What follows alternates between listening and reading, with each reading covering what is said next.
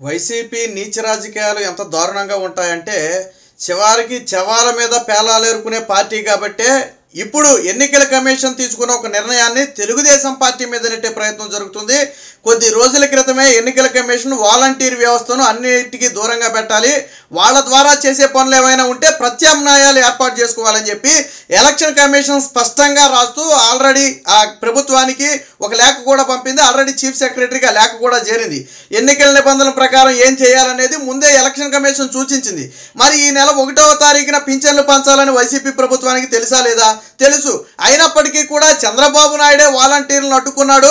అసలు వాలంటీర్లు లేకపోతే రేపటి రోజున పింఛన్లు ఎవరికి, ఆ వృద్ధులకు ఎవరికి పింఛన్లు రావని చెప్పడం కోసం ఈ రోజు విషయం చెబుతున్నాడు. దరిద్రం ఏంటంటే 3 రోజుల క్రితమే ఆర్థిక సంవత్సరం చివరిలో ఉండటం, అదే సమయంలో వరుసగా బ్యాంకులకు సెలవులు రావడం వల్ల ఈ నెల పింఛన్లు 3వ తారీఖు నుంచి పంపిణీ జరుగుద్దని చెప్పి 4 రోజుల క్రితం ఇదే అవినీతి పత్రిక అయినటువంటి సాక్షిలో కూడా రాశారు.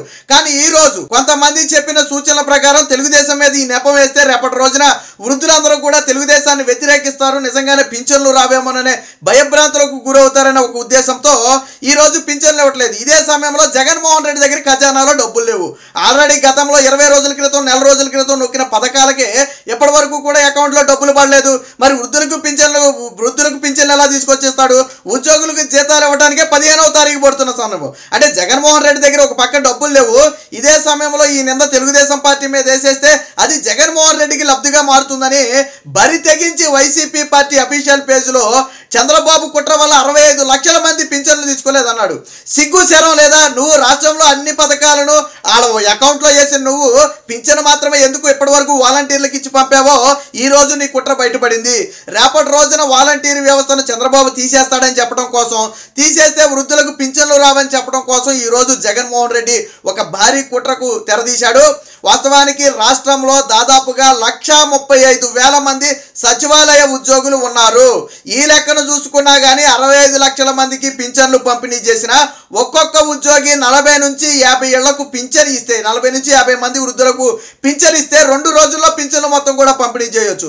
మరి ఎందుకు సచివాలయ ఉద్యోగులు ఉపయోగించలేదు? 1,35,000 మంది ఇప్పుడు ప్రస్తుతానికి వాళ్ళు ఖాళీగానే ఉన్నారు కదా, ఎన్నికల విధులు ఏం పాల్గొనలేదు కదా, ఎందుకు సచివాలయ ఉద్యోగులు వాడలేదు? వాడాలని తెలుసు, వాడే అవకాశం ఉందని తెలిసి కూడా వృద్ధులను సచివాలయానికి రాపించాలా?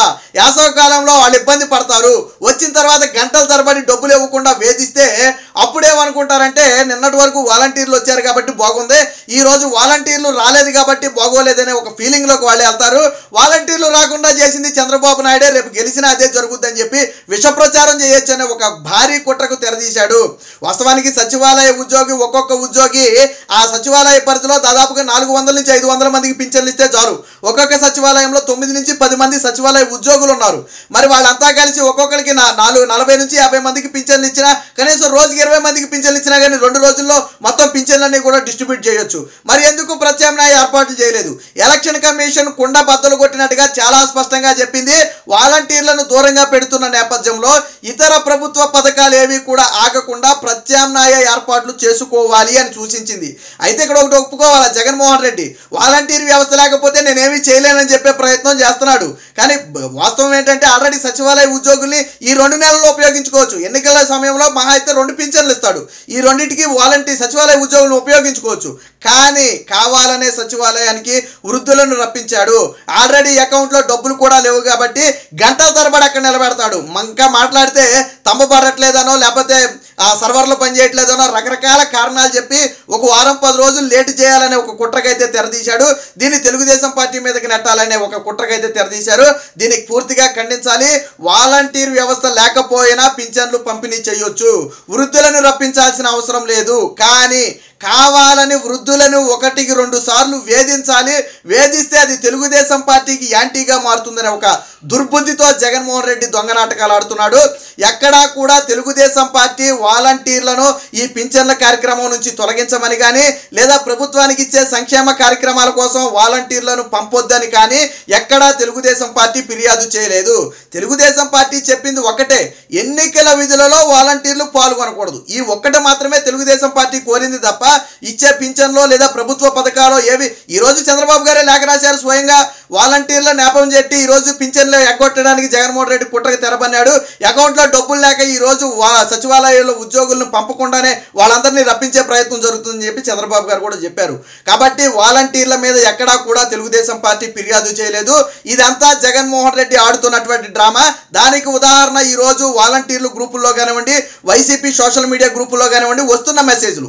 ఎందుకు పింఛన్ రాలేదని వృద్ధులు అడిగితే మీరు చెప్పండి, చంద్రబాబు నాయుడు వల్లే రాలేదు, చంద్రబాబు నాయుడే అడ్డుకున్నాడు, నిజంగా రేపు చంద్రబాబు వస్తే మీకు ప్రతి నెల మీకు ఇదే గతి పడుతుందని వృద్ధులకు చెప్పండి అని చెప్పి గ్రూపుల్లో మెసేజ్లు పెడుతున్నారు. అంటే ఎంత భారీ కుట్రకు తెరదీశారో అర్థమవుతుంది.